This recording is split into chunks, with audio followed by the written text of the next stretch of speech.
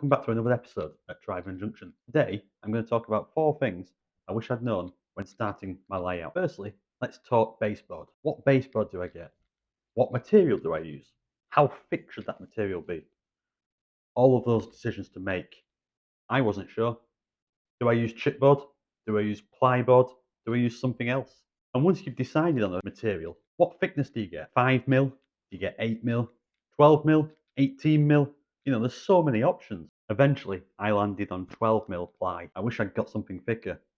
I'd probably advise that you get the thickest piece you can afford, but this stuff ain't cheap. Track bed. Is it overrated?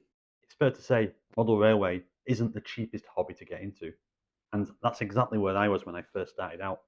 I couldn't really afford track bed. I wondered if I could go without. There are lots of alternatives. You could go for something on the cheaper side, like cork, or you could go for something a little bit more expensive, like Woodland Scenic's track bed. Ultimately, I bit the bullet and I went and purchased Woodland Scenic's track bed. Although it's a little bit more expensive, I do like the look of it. The third thing I wish I'd known was around track. What track do I get? Do I use Hornby track? Do I use Pico track? Do I use another type of track? Again, money influenced my early decisions, and I went and purchased a load of steel track off of eBay. If you're on a tight budget, steel track will do, but ultimately, there are performance issues with steel track, and eventually it does deteriorate over time. Zinc is now what I've got on the layout, and I've no performance issues with it. My biggest regret early on was purchasing a lot of Hornby points. I wish I'd gone for Pico points from the get-go, really. Ultimately, I wanted to do quite a bit of shunting on my layout, and therefore, having a electrified frog was the ideal solution. Sadly, I had to rip out all of the Hornby points and replace them with Pico, which wasn't cheap. The fourth thing I wish I'd known more about when starting out is the baseboard substructure. I really underappreciated how important the structure of the baseboard was.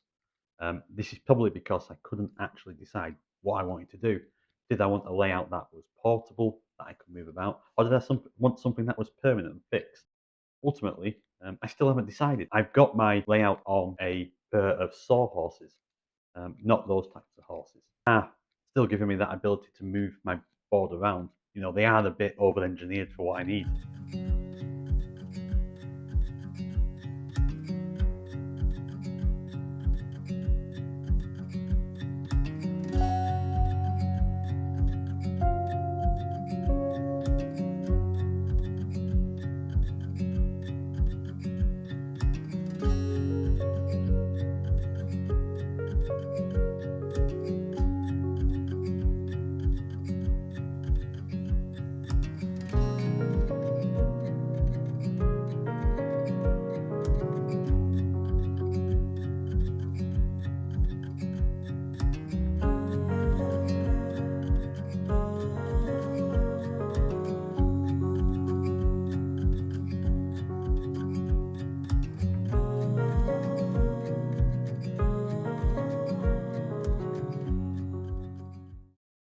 Well, there you are, guys.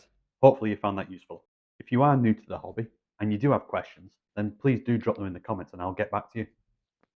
Thanks for watching, guys. Don't forget to comment, like, and subscribe if you want to see more of this type of content. And until next time, keep those trains on the tracks. Bye now.